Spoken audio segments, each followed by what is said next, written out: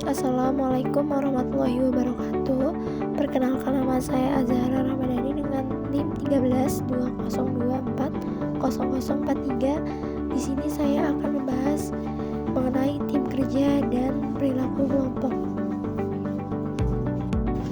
Definisi tim kerja adalah sekelompok orang yang memiliki keterampilan, pengetahuan, dan kemampuan yang berbeda yang bekerja sama secara terkoordinasi untuk mencapai tujuan yang sama serta bertanggung jawab bersama atas hasil yang dicapai. Selanjutnya ada karakteristik tim kerja. Yang pertama, memiliki tujuan yang sama. Yang kedua, terdapat pembagian tugas yang jelas. Yang ketiga, adanya kerjasama antar anggota. Yang keempat, memiliki komunikasi yang efektif. Yang kelima, anggota saling mendukung dan membantu. Yang keenam, memiliki tanggung jawab bersama terhadap hasil kerja. Definisi perilaku kelompok. Perilaku kelompok adalah pola tindakan, sikap, interaksi, dan hubungan yang ditunjukkan oleh individu ketika mereka berada dan bekerja dalam suatu kelompok. Perilaku kelompok menggambarkan bagaimana anggota kelompok berkomunikasi, bekerja sama, memengaruhi satu sama lain, menyelesaikan konflik, dan mengambil keputusan untuk mencapai tujuan tertentu. Tujuan mempelajari perilaku kelompok yaitu memahami interaksi antar anggota, meningkatkan efektivitas kerja, mengurangi konflik, dan meningkatkan produktivitas organisasi. Perbedaan tim kerja dan perilaku kelompok. Perilaku kelompok adalah kumpulan individu yang berinteraksi tetapi masih berfokus pada kepentingan dan tanggung jawab masing-masing. Sedangkan tim kerja adalah kumpulan individu yang bekerja sama, saling bergantung, dan bertanggung jawab bersama untuk mencapai tujuan yang sama.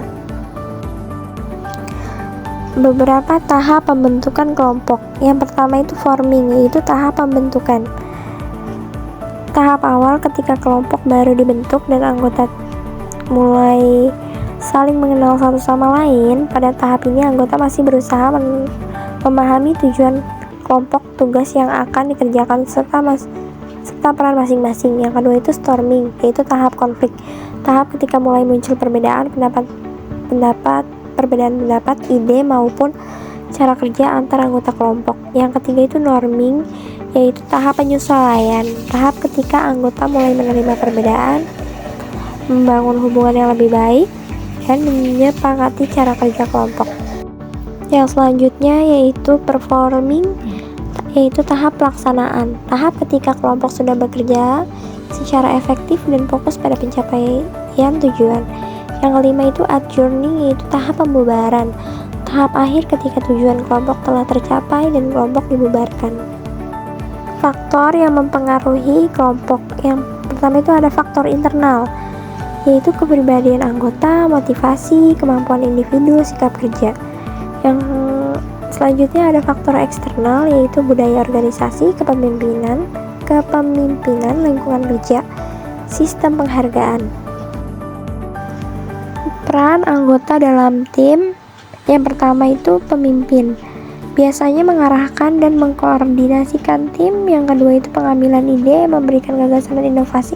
Yang ketiga itu pelaksana, itu melaksanakan tugas yang telah ditetapkan. Yang keempat itu ada pengawas, yaitu mengontrol kualitas pekerjaan. Yang kelima itu motivator, mendorong semangat anggota tim.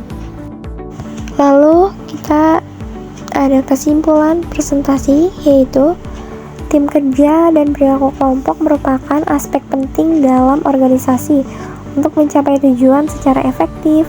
Tim kerja menekankan kerjasama, koordinasi, dan tanggung jawab bersama dalam menyelesaikan tugas.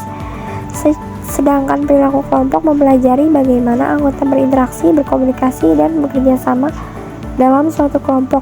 Dengan komunikasi yang baik, kerjasama yang solid, dan pengelolaan konflik yang tepat, kelompok dapat bekerja lebih efektif dan menghasilkan kinerja yang optimal.